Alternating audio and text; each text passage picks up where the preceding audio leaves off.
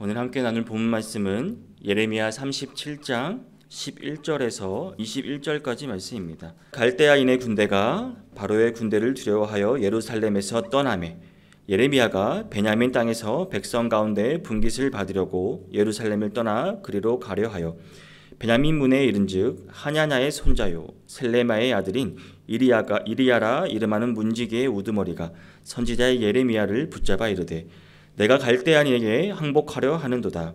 예레미야가 이르되 거짓이다. 나는 갈대아인에게 항복하려 하지 아니하노라. 이리야가 듣지 아니하고 예레미야를 잡아 고관들에게로 끌어가매 고관들이 노여워하여 예레미야를 때려서 서기관 요나단의 집에 가두었으니 이는 그들이 이 집을 옥으로 삼았음이더라. 예레미야가 뚜껑 씌운 웅덩이에 들어간 지 여러 날 만에 시드기야 왕이 사람을 보내어 그를 이끌어내고 왕궁에서 그에게 비밀히 물어 이르되 여호와께로부터 받은 말씀이 있느냐? 예레미야가 대답하되 있나이다. 또 이르되 왕이 바벨론의 왕의 손에 넘겨지리이다. 예레미야가 다시 시드기야 왕에게 이르되 내가 왕에게나 왕의 신하에게나 이 백성에게 무슨 죄를 범하였기에 나를 옥에 가두었나이까? 바벨론의 왕이 와서 왕가 이 땅을 치지 아니하리라고 예언한 왕의 선지자들이 이제 어디 있나이까? 내 주 왕이여 이제 청하건대 내게 들으시며 나의 탄원을 받으사 나를 서기관 요나단의 집으로 돌려보내지 마옵소서. 내가 거기에서 죽을까 두려워하나이다. 이게 시드기야 왕이 명령하여 예레미야를 감옥 풋들에 두고 떡 만드는 자의 거리에서 매일 떡 한 개씩 그에게 주게 하매 성중에 떡이 떨어질 때까지 이르니라. 예레미야가 감옥들에 머무니라. 아멘. 네, 이제 오늘 본문은 바벨론 군대가 일시적으로 예루살렘 포위를 해제한 상황에서 예레미야가 투옥되고 또 시드기야 왕과 독대하는 장면을 다루고 있습니다. 우리는 이 본문에서 예레미야가 박해를 받음에도 불구하고 끝까지 하나님의 사역을 감당하며 불의와 타협하지 않는 그의 의지에 주목하며 오늘 본문을 함께 살펴보기를 원합니다. 먼저 11절에서 15절은 이제 예레미야가 바벨론 군대가 애국 군대의 진군으로 예루살렘에 대한 그 포위를 일시적으로 해제한 상황에서 예루살렘 성을 나서다가 바벨론에 투항할 혐의로 체포되어 요나단의 집 감옥에 투옥된 그런 예레미야 이야기를 다루고 있습니다. 본문 12절, 13절을 제가 다시 한번 읽어보겠습니다. 예레미야가 베냐민 땅에서 백성 가운데 분깃을 받으려고 예루살렘을 떠나 그리로 가려 하여 베냐민 문에 이른즉 하냐냐의 손자요 셀레마의 아들인 이리야야 이름하는 문지기의 우두머리가 선지자 예레미야를 붙잡아 이르되 내가 갈대아인에게 항복하려 하는도다라고 증거하고 있습니다. 예레미야가 예루살렘에 나가 아나돗으로 가려 한 것은 이제 바벨론 군대가 바로의 군대로 인하여 그런 포위를 해제하고 철수한 상태에서 이제 예루살렘에서 자유롭게 다닐 수 있는 여건이 되었기 때문입니다. 따라서 이러한 예레미야의 움직임은 자연스러운 움직임이었습니다. 그런데 13절을 보면 예레미야가 베냐민 땅으로 가는데 큰 문제에 봉착하게 됩니다. 그것은 바벨론의 첩자로 오인을 받게 된 것입니다. 베냐민 성문을 지키던 이 이리야라는 문지기가 예레미야를 바벨론 적진으로 투항하려는 첩자로 간주하여 예레미야를 체포한 것입니다. 예레미야가 이 같은 오해를 받은 것은 그가 오래전부터 바벨론에 항복할 것을 설득하고 계속해서 권하였기 때문입니다. 그러나 문제는 그것만 아니었습니다. 여러분 본문에 이 이리야가 누구인지에 대하여 소개하는 내용에 한번 주목해 보시기 바랍니다. 그에 대하여 본문은 하냐냐의 손자요 셀레마의 아들이라 언급하고 있습니다. 여러분 하냐냐가 누구입니까? 그는 과거 예레미야의 저주를 받고 죽은 거짓 선지자였습니다. 예레미야 28장 1절에서 17절에 이러한 내용이 나옵니다. 이 사건을 생생하게 기억하고 있던 이리야는 분명 예레미야에게 앙심을 품고 있었을 것입니다. 마침 그 앙심을 풀 수 있는 이 기회를 놓칠 이유가 없기 때문입니다. 그래서 예레미야에게 누명을 씌워 이를 공경에 빠뜨린 것입니다. 이 같은 상황에서 예레미야는 속수무책으로 당할 수밖에 없었습니다. 하지만 여러분 이러한 오해와 세상의 불의한 공격이 있다 하더라도 예레미야는 어떻게 했습니까? 그 사역을 포기하였습니까? 그렇지 않습니다. 예레미야는 도리어 더욱 의연하게 더욱 한결같이 그토록 타인들의 오해와 멸시 무고한 공격을 받으면서도 그 사역의 자리를 꿋꿋이 감당하며 지켜나갔다는 사실입니다. 이는 사람이 어떻게 말하든 어떤 비방과 공격에 따르든 하나님만을 그의 사역의 자리로 보증할 것임을 확신했기 때문입니다. 예레미야는 하나님의 사역에 대한 확실함이 있었습니다. 이러한 예레미야의 사역은 하나님의 신실한 일꾼임을 공유하고 있는 것이기도 합니다. 여러분, 하나님의 일꾼은 분명 세상 가운데 진리를 증거하는 자들입니다. 복되신 하나님의 역사를 이루기 위해 온 힘을 거기에 쏟는 자들입니다. 세상 가운데 없어서는 안 될 빛과 소금이 될 존재가 될 자들입니다. 그러나 악한 세상은 하나님의 일꾼을 어떻게 대하고 있습니까? 침례 요한을 가리켜 귀신 들렸다 하며 예수 그리스도를 가리켜 먹기를 탐하고 포도주를 즐기는 자라고 했습니다. 또 세리와 죄인의 친구들, 즉 멸시받아 마땅한 자들과 동일한 부류라 여기며 예수님을 이들은 비아냥거리며 온갖 말을 다 갖다 붙여서 조롱하기도 하고 그 명예를 실추시키고 어떻게든 예수님을 죽이려는 데 그들의 목적은 있었습니다. 초대교회 역사 가운데 유명한 일화 중 하나가 있는데, 이는 세상이 하나님의 일꾼들 또 성도들을 얼마나 야비하고 또 사악한 의도를 가지고 바라보는지를 분명히 반영해 준다 할 수 있습니다. 이때 당시 이 로마 당국은 그리스도인들이 또 자기들처럼 신상 곧 우상을 만들어 섬기지 않고 하나님 외에 다른 모든 것은 헛된 것이라고 선언하였기 때문에 이들을 무신론자, 불경한 자들이라고 여기며 비방하기 일삼았습니다. 그러나 세상이 오해한다 해도 여러분, 그리스도인들은 하나님께서 자신들을 아시고 또 하나님께서 나를 인정하심을 믿었기에 더욱더 열심히 하늘 위에 일할 수 있었던 것입니다. 그런 확신이 있었기에 그들이 신앙을 지키며 나아갈 수 있었던 것이란 말입니다. 사랑하는 성도 여러분, 오늘 우리에게도 세상은 동일하게 행할 수 있습니다. 악한 세상에서 여러분, 우리는 하나님의 일꾼인 우리는 무고한 비난과 또 고의적인 왜곡과 멸시를 당할 수도 있습니다. 오해와 또 편견으로 우리를 바라볼 수도 있습니다. 그렇다 해도 우리는 결코 그들의 눈에 맞추고자 또 그들의 마음을 맞추고자 그들과 타협해서는 안 됩니다. 어떠한 핍박과 고난이 온다고 하더라도 우리는 거룩한 하나님의 일, 하나님이 우리에게 맡기신 이 사명, 하나님이 우리에게 주신 복된 말씀의 길에서 여러분 절대 떠나서는 안 된다는 말입니다. 오로지 하나님께서 우리를 지켜보시고 우리를 인정해 주시는 분은 하나님밖에 없음을 여러분 인정하시고 하나님 앞으로 나아오시기를 바랍니다. 우리의 길이 복되다 하실 것을 믿고 가갈 길을 끝까지 가며 해야 할 일을 여러분 중단 없이 행하시는 모든 성도님들이 되시기를 바랍니다. 그렇다 해도 또 본문 오늘 14절 15절을 한번 보겠습니다. 예레미야가 이르되 거짓이다. 나는 갈대아인에게 항복하려 하지 아니하노라. 이리야가 듣지 아니하고 예레미야를 잡아 고관들에게로 끌어가매 고관들이 노여워하여 예레미야를 때려서 서기관 요나단의 집에 가두었으니 이는 그들이 이 집을 옥으로 삼았음이더라. 14절을 보면 이제 매국적 행위를 하며 바벨론에 항복하려고 예루살렘을 떠난다는 그 이리야의 거짓 모함에 대하여 예레미야가 아닙니다. 그것은 거짓이며 결코 나는 그 같은 동기를 갖고 있지 않음을 증언합니다. 그러나 이리야는 이 말을 듣지 않습니다. 그리고 그를 잡아 고관들에게 넘깁니다. 고관들은 예레미야를 때리고 옥에 가두는 등 악을 저질렀습니다. 아마도 예레미야는 자기에게 악한 감정을 가지고 있는 이리야에게만 아니라 이 고관들에게도 분명히 자신을 변호하였을 것입니다. 저는 거짓이 아닙니다. 저는 그렇게 하지 않았습니다. 그러나 고관들 역시 이리야와 마찬가지로 예레미야의 말에 전혀 귀를 기울이지 않고 거짓된 그 증언이라고 말하며 핍박하고 악을 행하였던 것입니다. 이러한 본문은 이리야 그리고 그 고관들의 태도를 통해 우리는 우리 자신들이 진정으로 참된 말에 대하여 반응하고 그 말을 이해할 귀가 열려 있는지, 또 우리는 과연 진실된 것, 옳은 것을 보는 눈이 열려 있는지를 우리 자신을 이 시간 한번 돌아볼 수 있기를 원합니다. 성도 여러분, 대부분의 사람들은 자기 귀로 듣고 싶은 것에 귀를 기울입니다. 또 내가 보고 싶은 것에 눈이 가기 마련입니다. 듣기에 내가 거북하고 받아들이기 싫은 것이라고 해도 여러분 참되고 옳은 것이라면 그것을 받아들일 수 있는 용기가 필요한 것입니다. 더 깊이 이해하고자 마음을 쏟는 사람, 또 육안에 즐거운 것이기보다 참되고 진실된 말, 마땅히 봐야 할 것에 눈에 돌리는 사람, 여러분 그런 사람은 극히 드뭅니다. 우리도 마찬가지입니다. 그러나 참되신 우리의 하나님은, 의로우신 우리의 하나님은 우리가 그처럼 살기를 바라지 않으십니다. 참으로 우리가 참된 말을 찾기 원하고 진실한 말을 향해 귀를 열고 눈을 돌려 바라보기를 바라시는 것입니다.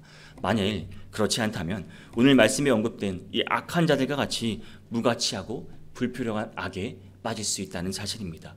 그뿐입니까? 그처럼 참된 것, 또 진실된 것에 눈과 귀가 닫혀 있다면 긍정적인 측면의 일들, 하나님이 이루시는 그 복된 일들조차도 볼 수 없게 될 것입니다. 우리의 삶은 제약된 삶으로 갈 수밖에 없다는 말입니다. 여러분, 세상에서 가장 안타까운 사람들은 아마 앞을 못 보는 사람들, 또 귀가 먼 사람들일 것입니다. 그런데 성경은 이와 관련해 마땅히 들어야 할 것, 봐야 할 것을 보지 못하는 영적 불구자들이 이렇게 비유하고 있습니다. 그러나 우리는 그보다 더 불행하고 안타깝고 저주스러운 것이 여러분, 참된 것, 진실된 것을 듣고 보는 능력이 없다는 사실을 여러분, 우리는 더 이런 것이 없다는 사실에 있음을 깨달아야 하는 것입니다. 만일 여러분, 우리가 듣는 귀, 보는 눈이 열려있지 않다면 하나님의 축복에서 멀어질 것입니다. 멸망의 자리에 떨어지게 될 것이기 때문입니다. 우리는 이 사실을 깨닫고 항상 참되고 진실한 것들에 우리의 귀를 열어 들으시고 눈을 떠서 보는 삶을 살아가시는 모든 성도님들이 되시기를 바랍니다. 그리고 16절을 보니 이제 예레미야가 뚜껑 씌운 그 웅덩이에 들어간 지 여러 날이 지났다고 말씀합니다. 그리고 본문 17절에서 시드기야 왕이 사람을 보내어 그를 이끌어내고 왕궁에서 그에게 비밀이 물어 이르되 여호와께로부터 받은 말씀이 있느냐? 예레미야가 대답하되 있나이다. 또 이르되 왕이 바벨론의 왕의 손에 넘겨지리이다 라고 말하고 있습니다. 이미 앞서 시드기야는 그 불안한 유다의 미래를 향하여 예레미야에게 자문을 구하였던 적이 있습니다. 물론 예레미야가 하는 말이 참된 것, 진실된 것임을 알고 있었지만 자기 주변의 사람들의 뜻과 부합되는 말을 예레미야가 해주기를 바랬습니다. 즉 시드기야 왕은 예레미야에게 그 자문을 구하면서도 내심 바벨론의 그 세락, 또 애굽의 도움으로 우리가 도움을 구한 것에 그 효력이 발휘될 것을 기대하고 있었습니다. 긍정적인 대답을 기대했을 것입니다. 만일 예레미야가 그러한 대답을 해준다면 그도 역시 친애굽 노선을 추구하여서 그 고관들과 스스럼 없이 함께 합할 수 있었기 때문입니다. 예레미야 역시도 이러한 시드기야의 마음을 충분히 읽을 수 있었을 것입니다. 그리고 사실 그 역시도 이 같은 대답을 만약 시드기야에게 해준다면 바벨론에 투항할 것이란 그 일이야, 또 그런 고관들의 모습, 그런 모함도 아마 불식시킬 수 있었을 것입니다. 아울러 시드기야가 현재는 자신을 옥에서 불러냈지만 시드기야가 왕 아닙니까? 다시 옥으로 집어넣을 수 있는 권세를 쥐었다는 사실도 예레미야는 알고 있었습니다. 그러나 여러분, 예레미야는 그 예언에 있어 변함이 없었습니다. 그는 시드기야의 기대, 그런 바람, 고관들의 생각을 잘 알고 있었음에도 유다가 바벨론에 투항하는 것이 최선책이며 그렇지 않으면 곧 멸망할 것이라는 그런 부정적인 대답만 하였던 것입니다. 부정적인 말은 하는 정도가 아니라 자신이 생각하는 바를 더욱더 힘주어 강조해서 말했습니다. 예레미야는 자신의 안위를 위해 시드기야 왕이 기대한 대로 말씀을 바꿔서 전하지 않았습니다. 만약 그랬다면 그의 사항은 아마 훨씬 더 나아져서 왕에게서 인정받고 또 나중에는 그를 지탄했던 대신들이나 그 고관들, 백성들에게 인정을 받으며 지냈을 수도 있었습니다. 그렇지만 예레미야는 이런 기회에 집착하는 사람이 아니었습니다. 그렇다면 어떻게 예레미야는 이렇게 왕 앞에서도 굴하지 않고 초지일관으로 하나님의 말씀을 전할 수 있었던 것입니까? 어떻게 사람들에게 인정받을 수 있는 기회가 있음에도 불구하고 아랑곳하지 않을 수 있었던 것입니까? 그것은 바로 예레미야가 오직 하나님의 인정을 구하는 자였기 때문입니다. 그래서 그는 사람의 인정에 매달리지 않을 수 있었습니다. 그토록 모질고 또 무모한 핍박과 멸시를 받으면서도 참고 견딜 수 있었던 것입니다. 사랑하는 성도 여러분, 이처럼 하나님께 먼저 인정받기를 원하는 사람은 사람에게 인정받지 못하는 것에 대해서 연연하지 않습니다. 가장 중요한 것은 여러분, 하나님의 인정이지 사람의 인정이 아니기 때문입니다. 아무리 사람들에게 여러분 인정받는다고 해도 그게 무슨 소용이 있겠습니까? 하나님께서 그를 인정하지 않으시면 그것은 의미가 없는 것입니다. 무가치한 것이 되는 것입니다. 사랑하는 성도 여러분, 우리도 이 같은 자세를 배우기를 원합니다. 물론 우리도 역시 사람인지라 인정받기 당연히 원합니다. 사람들의 호의를 구하는 것이 필요하고 이를 얻는다면 우리의 삶, 우리의 사역 또한 더욱더 우리가 쉽게 할 수도 있을 것입니다. 그러나 사람의 인정을 구하고자 하나님의 인정을 구하지 않는다면 그리고 그것을 따르는 여러분 어리석음을 범하지 마시기를 바랍니다. 이는 잠시 잠깐의 그 평안을 보장할 뿐입니다. 오늘 본문 말씀 18절 19절을 한번 보시기 바랍니다. 예레미야가 다시 시드기야 왕에게 이르되 내가 왕에게나 왕의 신하에게나 이 백성에게 무슨 죄를 범하였길래 나를 옥에 가두었나니까. 바벨론의 왕이 와서 왕과 이 땅을 치지 아니하리라고 예언한 왕의 선지자들이 이제 어디 있나이까. 예레미야가 역설하는 것처럼 당시 근거 없이 유다의 평안을 외쳤던 거짓 선지자들과 같이 멸망의 삶의 자리에 빠져드는 것과 동일한 길에 가는 것입니다. 이 같은 실수를 우리는 범하지 않기를 원합니다. 우리가 또 반대가 있고 또 어려움을 따른다고 해도 여러분 하나님 앞에 범사를 행하시기 바랍니다. 하나님이 인정하시는 삶을 여러분 살아가시기를 바랍니다. 우리가 하나님의 인정을 구할 때 하나님께서 우리의 뜻과 우리의 의지, 우리의 삶의 모든 것을 인정하시고 우리의 삶 또한 하나님께서 책임져 주실 것입니다. 우리의 삶을 복된 삶으로 인도해 주실 것입니다. 본문 21절을 보면 이에 시드기야 왕이 명령하여 예레미야를 감옥들에 두고 떡 만드는 자의 거리에서 매일 떡 한 개씩 그에게 주게 하매 성중에 떡이 떨어질 때까지 이르리라. 예레미야가 감옥들에 머무리라라고 하였습니다. 그리고 앞서 이제 20절을 보면 내주 왕이여 이제 청하건대 내게 들으시며 나의 탄원을 받으사 나를 서기관 요나단의 집으로 돌려보내지 마옵소서. 내가 거기에서 죽을까 두려워하나이다 라고 말합니다. 이러한 예레미야의 요청에 의하여 시드기야가 예레미야를 요나단의 감옥 대신 이제 궁중 감옥으로 이감시켜주는 내용이라 할 수 있습니다. 그리고 본문은 이에 더하여 부족하게나마 매일 떡 만드는 거리에서 매일 떡 한 개씩 그에게 주게 한 사실을 보도하고 있습니다. 당시 여러분 예레미야가 한번 처한 사항을 생각해 보시기를 바랍니다. 그것은 마치 예레미야에게는 전시 사항이나 다름없습니다. 사실 그때 상황이 그랬습니다. 당시 바벨론 군대의 포위에 임박한 그 예루살렘의 상황을 감안한다면 잠시 지금은 정전이긴 하지만 그래도 이것은 분명 전시 사항입니다. 더욱이 양식을 얻는 것은 매우 그 당시 어려운 일이었습니다. 전쟁, 기근이 그 당시에 빗발치는 상황이었기 때문입니다. 왜냐하면 당시 예루살렘에서는 떡 한 개도 얻지 못하고 굶어 죽는 사람들이 부지기수였기 때문입니다. 우리는 이러한 사실을 통해 비록 아주 적은 양이었지만 매일 예레미야에게 주어지는 그 떡 한 개가 여러분 바로 하나님께서 당신의 종을 향한 하나님의 보호와 그 돌보심의 손길에서 나온 것임을 우리는 알 수 있습니다. 그것이 비록 이후 끝내 하나님의 뜻에 불순종하여 패망을 자초한 그 시드기야의 손에서 나온 것일지라도 말입니다. 이것은 궁극적으로 하나님의 돌보심의 결과라는 것은 우리는 의심할 여지가 없습니다. 여러분 하나님께서는 또 우리가 생각지도 또 기대하지도 않았지만 하나님께서는 위기 가운데 우리를 보호하시고 우리에게 필요할 것을 공급하여 주십니다. 예레미야에게도 똑같이 해주셨던 것입니다. 이와 같이 하나님은 오늘 우리들 곧 당신의 백성들 모두에게 여러분 그 쓸 것을 공급하시는 아주 자애로우신 분이십니다. 실로 생각지도 않았던 것들을 우리에게 주시고 전혀 기대하지 않았던 것들로 또 새로운 방법으로 우리의 생각을 그 이상으로 우리에게 항상 공급하여 주시는 분이십니다. 하나님은 그 나라와 의를 위해 수고하는 우리에게 우리가 구하지 않았다고 해도 그 모든 것을 쓸 것을 아시고 풍족해 주시는 하나님의 사실을 여러분 이 시간 우리가 다시 한번 기억하기를 원합니다. 사랑하는 성도 여러분, 오늘 말씀의 배경 그리고 당시 선지자 예레미야가 처한 사항을 감안하면 참으로 불안하고 또 초조하고 위태롭기도 한 상황이었습니다.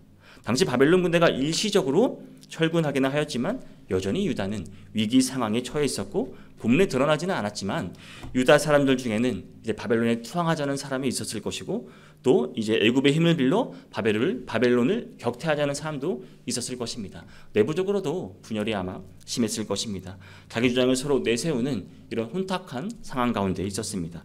또 예레미야 자신은 서기관 요나단의 집에 있는 감옥에 있다. 시드기야에게 불러가 어떤 일을 만날지 모르는 상황에 처해 있었습니다. 그러나 그 같은 상황 속에서도 예레미야의 모습은 한결같았습니다. 예레미야는 여전히 유다의 죄악됨을 지적하며 하나님의 징계와 심판을 선언하였습니다. 그는 현 상황이 얼마나 혼탁한지, 또 자기가 하나님의 일을 지속적으로 감당하는 것이 얼마나 위태로운지 모르고 이처럼 행동한 것이 아닙니다, 여러분. 예레미야는 이에 대해 누구보다도 잘 알고 있었습니다. 하지만 그 와중에서도 그는 하나님의 진실하심, 공의로우심을 잃지 않았습니다. 이는 하나님을 더욱더 굳게 붙드는 계기가 되었습니다. 그것이 예레미야로 인하여 끝까지 하나님의 일에 헌신하게 하고 어떠한 상황을 초월하여 자기 시대에 자기가 해야 할 그 하나님의 사명을 감당하는 원동력이 되었을 것입니다. 예레미야는 진심으로 하나님을 경외하며 하나님의 사람보다 더 두려워하는 자였습니다. 이처럼 하나님의 인정을 무엇보다 소중히 여기고 사랑하였기에 하나님을 또 더 우리가 두려워할 때 우리는 어떤 어려움에도 불구하고 끝내 하나님께서 우리에게 맡기신 사명을 비로소 감당할 수 있게 될 것입니다. 동시에 불의한 자들의 어떤 회유와 또 협박과 핍박에도 타협하지 아니하고 세상과 섞이지 아니하고 순전하게 하나님에 대한 신앙을 지킬 수 있게 되는 것입니다. 사랑하는 성도 여러분, 우리 역시 이 세대가 얼마나 여러분 혼탁합니까? 이 세상이 얼마나 불안전한지를 우리는 누구보다 잘 알고 있습니다. 그럴수록 우리는 하나님의 한결같으심, 하나님의 신실하심과 그 의로우심, 복되심을 믿어 의심치 마시기를 바랍니다. 끝까지 여러분 하나님의 그 길을 가며 하나님이 전하라 하면 전하고 하나님 멈추라 하면 멈추고 하나님 말씀에 더욱더 복종하고 순종하기를 원합니다.